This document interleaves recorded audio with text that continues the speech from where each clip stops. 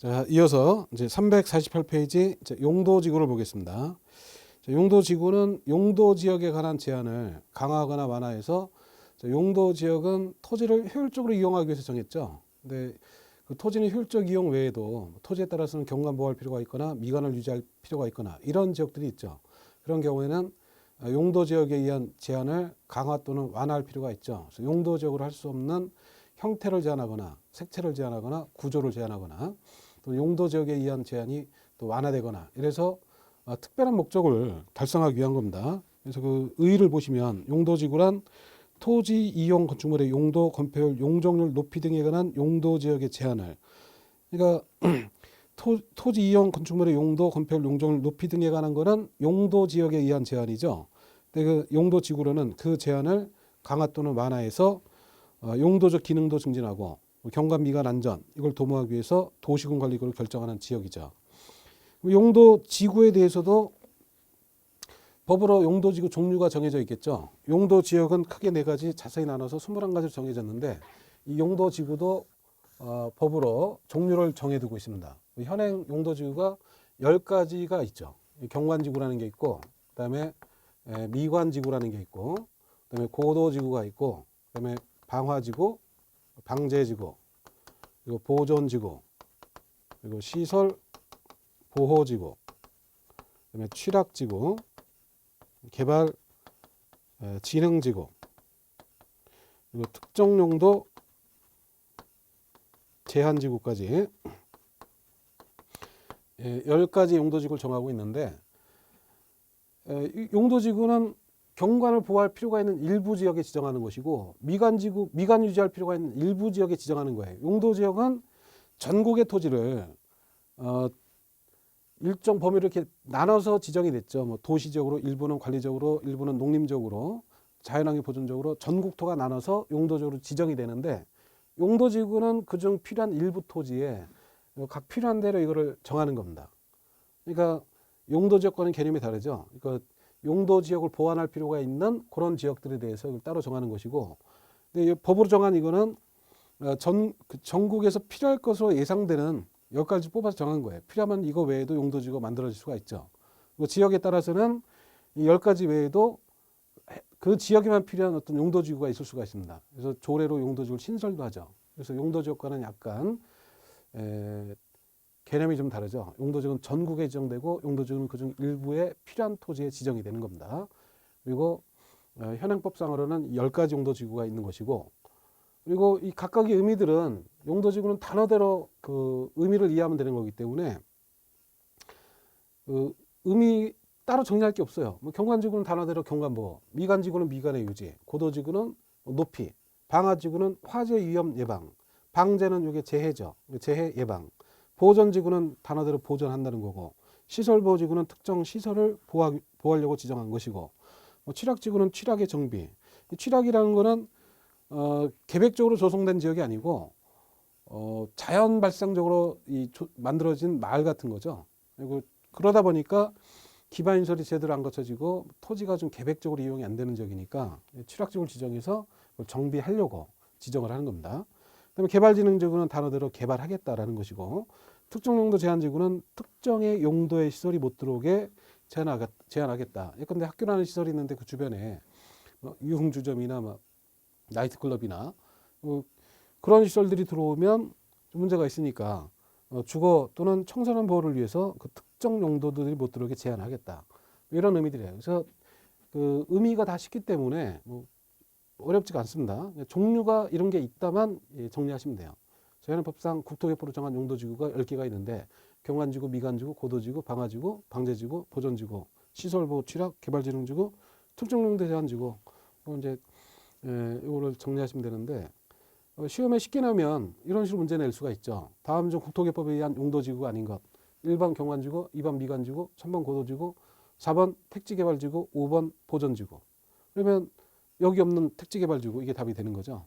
그러니까 있다 없다만 판단하면 되는 것이고 용도지역처럼 전체 틀을 세워서 외우거나 이럴 필요가 없습니다.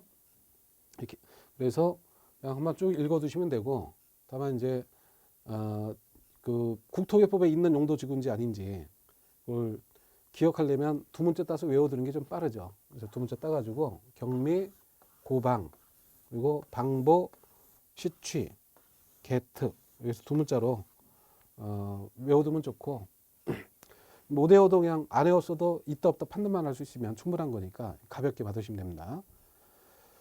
그리고 이 용도지구가 세분이 됩니다. 이 경관지구가 어떤 경관에 따라서 자연경관, 수변경관, 시가지경관, 미관지구는 중심지 미관지구, 역사문화 미관지구, 일반 미관지구, 고도지구는 최고, 최저, 방화는 세분화되고, 방제지구는 시가지 방제지구, 자연방제지구, 보존지구는 요거는 이제 보존지구와 시설보호, 보존과 보호의 의미를 좀 구별해야 되는데, 보존지구라는 것은 단순히 보호하는 게 아니라 잘 보호해서 후손대대로 길이 남기자라는 거기 때문에 그 길이 남길 필요가 있는 거. 그게 이제 대표적으로 문화재 같은 거죠. 문화재 또는 중요 시설물, 그리고 뭐 생태계도 후손대대로 보존할 필요가 있죠.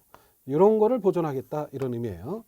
시설 보호는 시설이 가지는 기능을 보호하는 거기 때문에 그 시설의 종류가 학교, 공용시설, 그리고 항만시설, 그리고 공항 네 가지 시설인데, 네 가지 시설이 가지는 기능을 보호하겠다. 근데 학교 주변에 술집 같은 거 못 들어오게 보호를 하거나, 공항 주변에 뭐 고층 빌딩 들어서면 공항 기능 수행상 지장이 있죠. 뭐 그런 걸 위해서 정하는 거예요. 그래서 보존과 보호는 이렇게 나눠지는 거죠.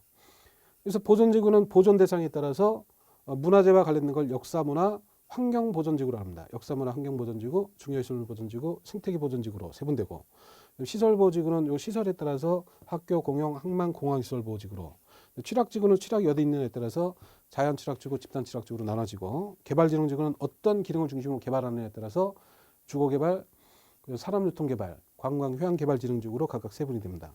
특정용도 제한지구는 세분이 안 되고, 근데 그 세분 내용들은 나중에 기본서 가지고 외우시면 되는 사항들이기 때문에 지금 당장은 이런 용도지구가 있고, 그 다음에 이게 어떤 식으로 지정되느냐 그 의미 정도 일단 파악을 해 두시면 되는데, 용도지구를 지정하기 위해서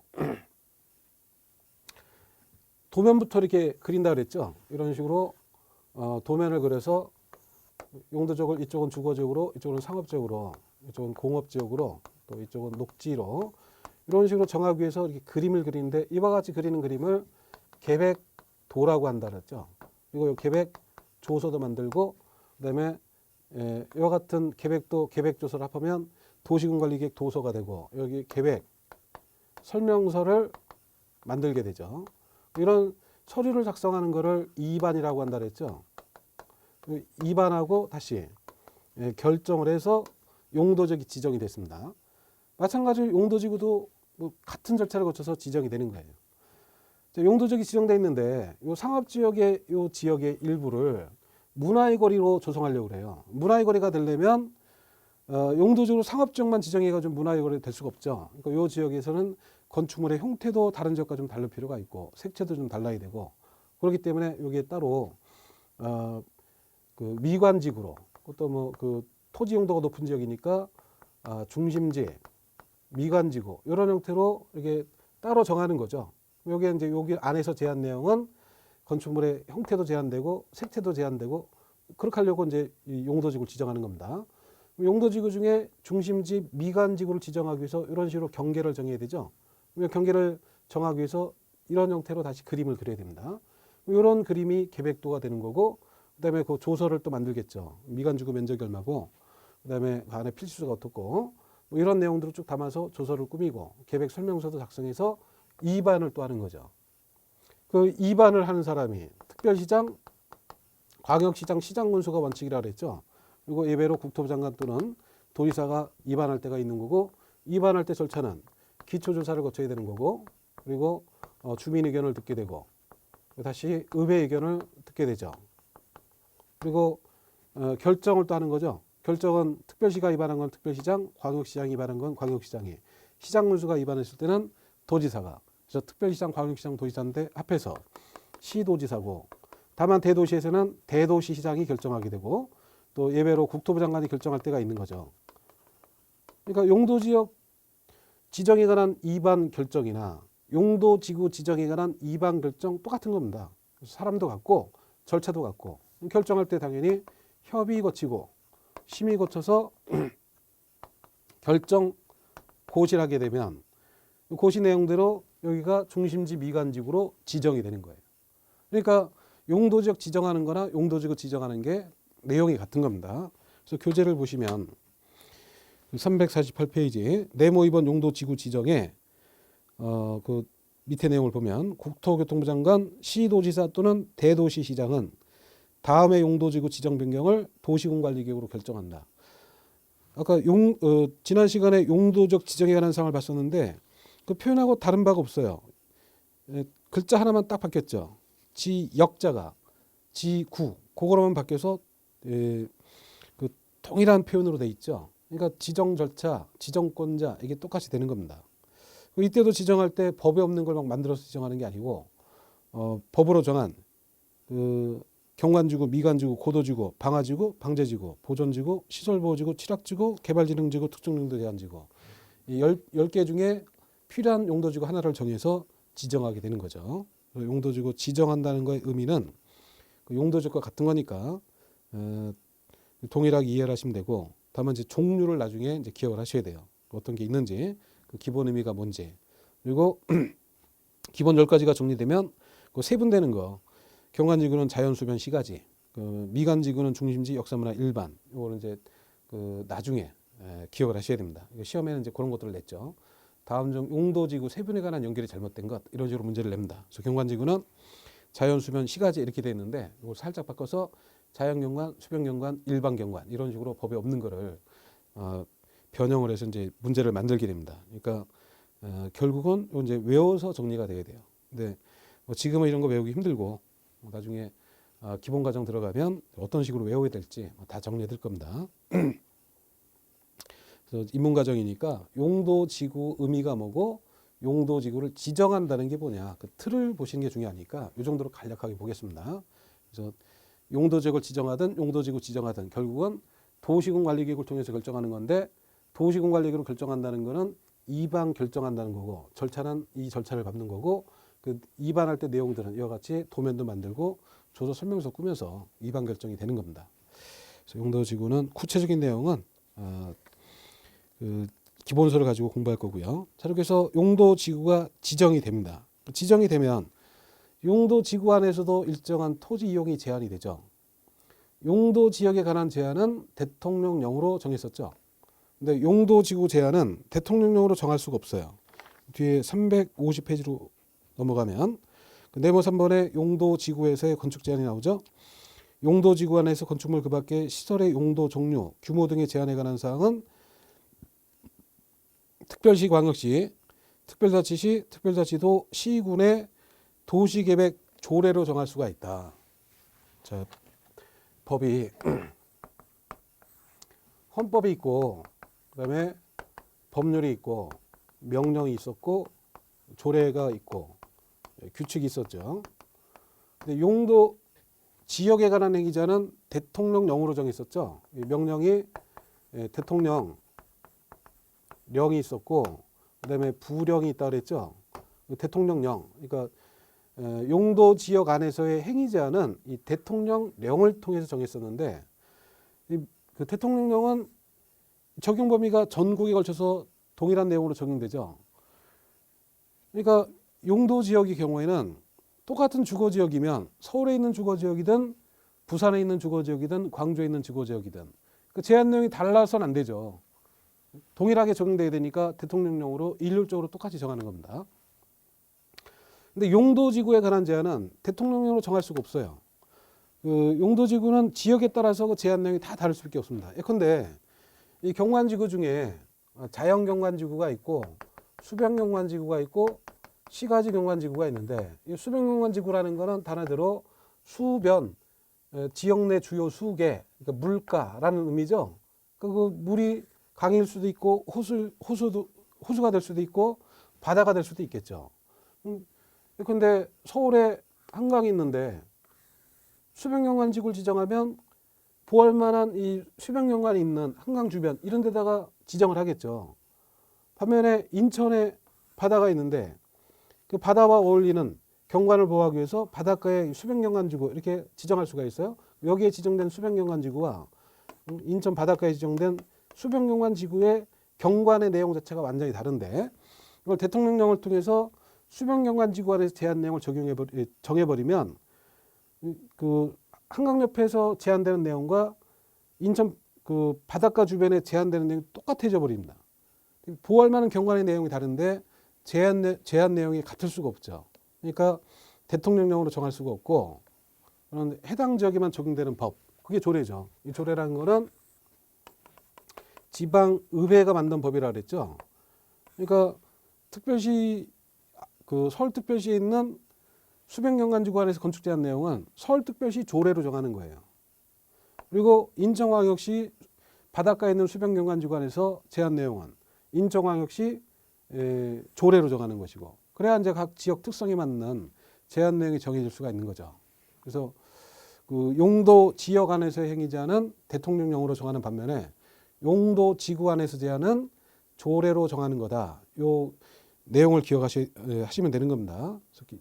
다만 이제 조례 내용을 우리가 알 필요가 없죠. 지역별로 다 다른 거기 때문에. 그래서 시험에 낼 수 있는 거는 조례로 정한다. 이것만 기억하면 되는 거예요. 시험에 나오면 그걸 살짝 바꿔서 용도 지구 안에서 제한은 도시군 관리계획으로 정한다. 이런 식으로 속이는 거니까 이건 대통령령도 아니고 도시군 관리계획도 아니고 조례를 통해서 정한다. 이것만 아시면 되고, 다만 이제 조례가 아닌 사항들이 일부 있죠. 거기 보면 교재를 보면 고도지구 안에서는 도시군 관리계획으로, 공항시설보호지구는 항공법으로, 자연취락지구는 국토교법 시행령으로, 집단취락지구는 개발제한구역 지정 및 관리에 관한 특별조치법, 이건 앞으로 이제 수업 시간에 줄여서 개특법 이렇게 부르겠습니다.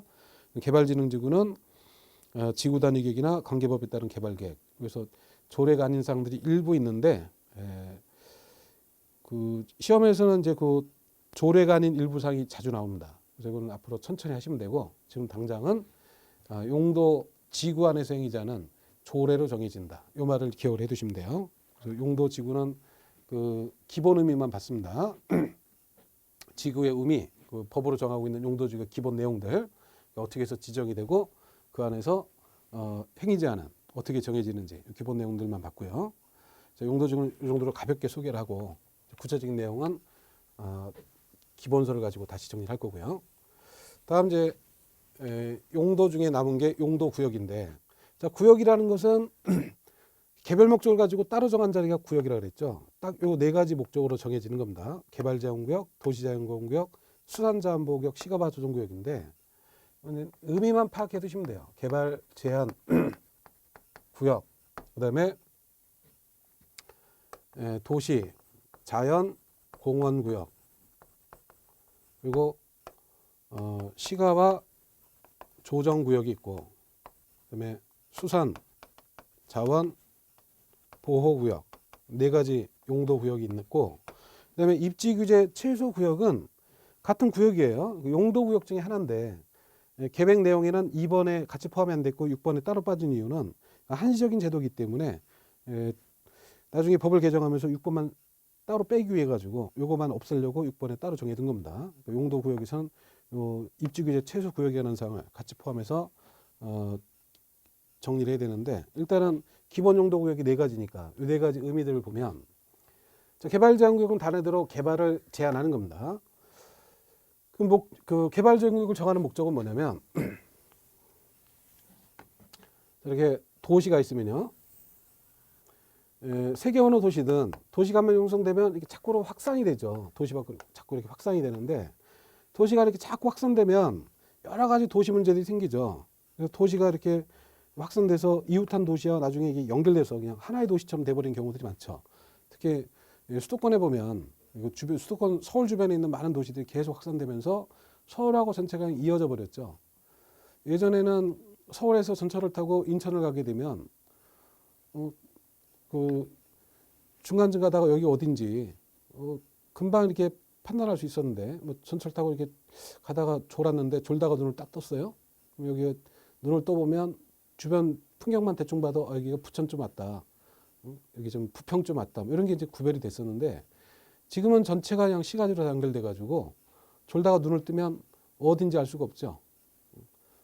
그래서 이 도시가 이렇게 하나로 연결되면서 엄청난 거대한 도시가 돼버렸는데, 이게 도시가 확산되면 여러 가지 도시 문제만 생깁니다. 특히 수도권에 보면 주로 이 업무와 관련된 기능들은 다 서울에 집중이 돼가지고 주변에 있는 도시들은 당연히 잠만 자죠. 그러니까 아침만 되면 전부 다 서울로 몰려드느라고 교통 문제부터 해서 각종 문제들이 생깁니다. 그래서 도시가 이렇게 확산되는 거를 막을 필요가 있어요.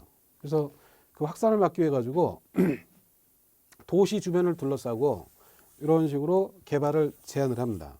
이렇게 정해진 이런 거를 이제 개발 제한 구역이라고 하는데, 이 제도는 그 영국에서 처음 생긴 이 그린 벨트라는 거를 우리나라가 수입을 한 거죠. 그래서 그린 벨트인데 수입하면서 이름을 개발 제한구역 이렇게 붙인 거예요. 그래서 도시 주변을 개발 못하게 제한을 한 겁니다.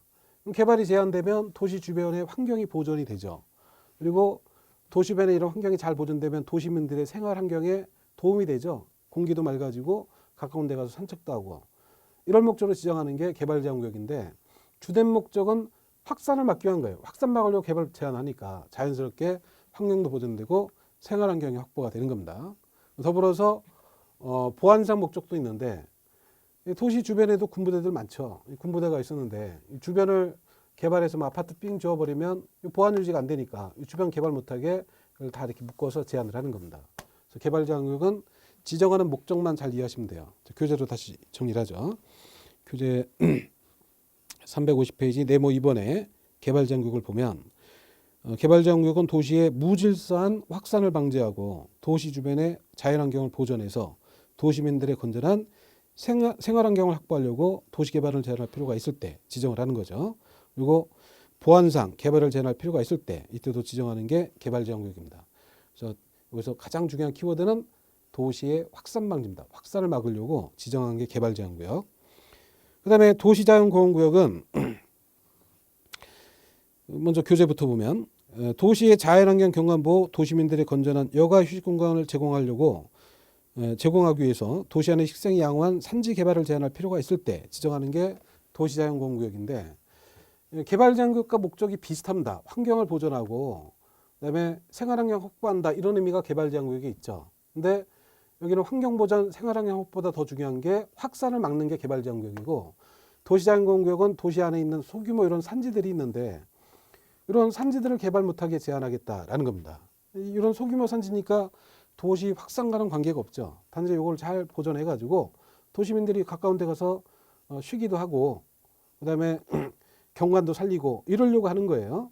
그러니까 이름대로 도시 자연 공원구역인데, 도시 자연 공원 구역인데 개념을 이렇게 나눠서 이해하시면 되죠. 도시 안에 있는 자연 환경을 보호하겠다. 그리고 공원이라는 게 사람들이 가서 쉬는 곳, 여가 휴식 공간을 만들려고 정한 게 도시자연공원구역입니다. 그러니까 개발을 못하게 한다라는 취지로 보면 유사한데, 개발제한구역은 확산 막으려고 도시를 둘러싸고 정해진 것이고, 도시자연공원구역은 도시 안에 있는 이런 소규모 산지 같은 거를 개발 못하게 제한을 하는 겁니다. 그게 이제 도시자연공원구역이고, 그다음에 시가바 조정구역, 그 351페이지에 네모 4번에 보면, 시가바 조정구역은 도시적과 그 주변 지역의 무질서한 시가바를 방지하고 계획적 단계적 개발을 도모하기 위해서 일정 기간 시가바를 유보할 필요가 있을 때 지정하는 게 시가바 조정구역인데, 개발 제한구역은 도시의 무질서한 확산을 방지하려고 지정한 거였죠. 무질서한 확산 방지. 반면에 시가바 조정구역은 도시의 무질서한 시가바를 방지하는 건데, 무질서한 확산 방지나 무질서한 시가바 방지나 표현이 비슷해 보이죠. 근데 전혀 다른 겁니다. 개발 제한구역은 무질서한 확산을 막기 위해서 개발을 제한을 하는 것이고, 시가바 조정구역은 시가바 자체를 막겠다는 게 아니라 무질서하게 시가바가 되는 걸 막겠다는 겁니다. 결국은 개발을 제한하는 게 아니라 무질서한 걸 막고 단계적으로 개발이 되도록 하겠다라는 겁니다. 결국은 개발되는 이런 토지들인데, 이거를 한꺼번에 막 개발하면 무질서하게 되니까 단계를 나눠서 일단은 이쪽을 개발하고 그다음에 이쪽은 당분간 묶어두겠다는 겁니다. 그래서 시가바가 되는 걸 조정한다는 거죠. 조정이라는 것은 막겠다는 게 아니라 시간적으로 좀 늦추겠다 이런 의미죠. 그래서 짧으면 5년, 길면 20년 요 사이 기간을 정해가지고 시가바가 되는 거를 유보하는 거예요. 유보. 요 기간 동안은 개발하지 말아라 이렇게 이제 묶어두는 겁니다. 기간이 지나면 저절로 풀려서 이게 다시 시가지가 되는 거죠. 이게 이제 시가바 조정구역이에요. 세 가지가 지정 목적이 다 다른 거죠. 개발정구역은 도시 확산을 막기 위해서, 도시자연공구역은 도시 안에 소규모 산지 같은 걸 개발 못하게 하려고 개발을 제한하는 것이고, 시가바 조정구역은 개발 제한이 아니라 개발되는 시가바가 된 걸 뒤로 늦추겠다 이런 의미로 정하는 것이죠. 그다음에 수산자원보호구역은 뭐 이런 거하고는 전혀 다르고 그냥 수산자원 보호를 위해서 필요한 지역에 지정을 하는 겁니다. 그리고 그 351페이지에 입지규제 최소구역은 기존의 용도구역과는 전혀 다른 개념이죠. 교재를 보면 그 도시적인 복합적인 토지이용 증진, 도시정비 촉진, 뭐 지역 거점 육성할 필요가 있다고 인정될 때 다음의 지역 또는 그 주변 지역에 입지규제 최소구역을 지정하는데 용도지역 또는 지구에 의한 제한을 강화 또는 완화해서 뭐 거점도 육성하고 복합적 토지 이용도 증진하고 또 정비를 촉진하려고 그 전체 틀을 설명하면서 기본 개념을 설명드렸죠. 재건축 같은 게 쉽지가 않은데 쉽지 않은 이유가 용적률이 낮아서 그런 것이고, 그렇다고 용도 지역에 의한 용적률을 그냥 풀어버리면 전국에 용도지역별 용적률이 다 올라가 버리니까 문제가 있고, 그래서 구역을 따로 정해서 일부 지역에서만 규제를 풀겠다 이러려고 정한 게 입지규제 최소구역이에요. 근데 그래서 이걸 계속 풀 수가 없으니까 한시적으로만 도입을 한 겁니다. 그래서 이 정도 개념을 아시면 되고, 그 다음에 이걸 지정한다는 개념을 또 다시 보면 결국은 지정하는 건 계속 마찬가지입니다. 용도지역을 지정하든 용도지역을 지정하든 용도구역을 지정하든 결국은 이런 그림부터 그리게 되죠. 이런 식으로 그려놓은 이 그림을 계획도라고 하는 것이고, 게다가 다시 계획 조서도 만들고 계획 설명서도 만들고 이런 서류를 작성하게 되는데, 이 서류 작성하는 것 그거를 입안이라고 하는 거고, 그 입안을 특별시장, 광역시장, 시장군수가 예외로 국토부나 도의사가 하는 것이고, 그다음에 결정은 시도의사, 대도시 예외로 국토부인데, 다만 이제 용도구역에 대해서는 결정권자가 따로 정해져 있어요. 개발제한구역 지정에 관한 도시공약 결정은 국토부 장관이, 그다음에 시가바 조정구역은 원칙은 시도의사 예외로 국토부가, 그리고 도시자연공구역은 이 원래 결정권자 시도의사 또는 대도시가, 수산자원보호구역은 해수부 장관이, 입지규제 최소구역에 관한 사항은 국토부 장관이 결정을 하게 됩니다. 그래서 이 내용이 약간 달라지긴 하는데 기본으로는 같은 거죠. 입안하고 결정하는 것이고, 또 입안할 때 같은 절차, 기초조사, 주민의견, 의회의견, 협의, 심의 거쳐서 결정고시하게 되면 여기 정한 대로 각각 용도구역이 지정이 되는 겁니다. 그래서 지금까지 용도지역, 용도지구, 용도구역에 지정에 관한 사항을 봤는데 결국은 다 똑같은 거죠. 도시군관리 결정을 통해서 지정하게 됩니다. 도시군관리 결정을 통해서 지정한다는 것은 그 이반 결정 절차를 밟아서 지정하게 된다, 이런 의미가 되는 겁니다. 그래서 용도구역이 지정이 되면 용도구역 안에서도 일정한 제한을 받겠죠. 그 용도지역에 관한 제한은 대통령령으로 정했었고, 용도지구에 관한 제한은 각 자치단체 조례로 정했었죠. 근데 용도구역에 관한 거는 개발을 함부로 못하게 엄격하게 제한하는 거기 때문에 이걸 뭐 대통령령으로 일률적으로 정할 수도 없고, 또 뭐 조례로 막 지역별로 따로 정할 수도 없기 때문에 개별법에 의해서 정해집니다. 그래서 개발제한구역과 관련해서는 개발제한구역 지정 및 관리에 관한 특별조치법으로 그 제한당이 따로 정해지고, 수산자원 보호구역에 대해서는 수산자원관리법으로, 또 도시자연공원구역에 대해서는 도시공원 및 녹지 등에 관한 법률, 이런 식으로 개발법에 의해서 정해집니다. 다만 시가와 조정구역만 국토개법에서 정하고 있죠. 개별법으로 정해지니까 그 구체적인 내용을 우리가 알 필요가 없죠. 시험 범위가 아니니까. 그래서 용도구역은 그 제한 내용은 따로 공부할 게 없고요. 그냥 지정 목적, 지정권자가 누구냐, 이런 사항들만 정리하시면 됩니다. 그리고 결국 지정한다는 건 도시공간을 결정하는 거니까 지역, 지구, 구역에 관한 내용들을 한꺼번에 같이 이해하시면 되는 거고요. 그래서 용도구역은 기본 개념만 소개했고, 이것도 이제 좀 더 구체적인 내용들은 기본 이론 과정에서 기본수를 가지고 다시 다루도록 하겠습니다. 그리고 352페이지 보시면 5절에 둘 이상의 용도에 걸치는 대지에 관한 적용 기준이 있는데 이 내용은 지금 보기에는 조금 어려운 내용이니까 이건 생략을 하고요. 자, 이렇게 해서 용도, 지역, 지구, 구역이라는 걸 봤고 다음 시간에는 도시군 관리 내용 중에 지구 단위 계획이라는 게 뭐고 그게 어떻게 해서 결정되는가 이 내용을 또 보도록 하죠.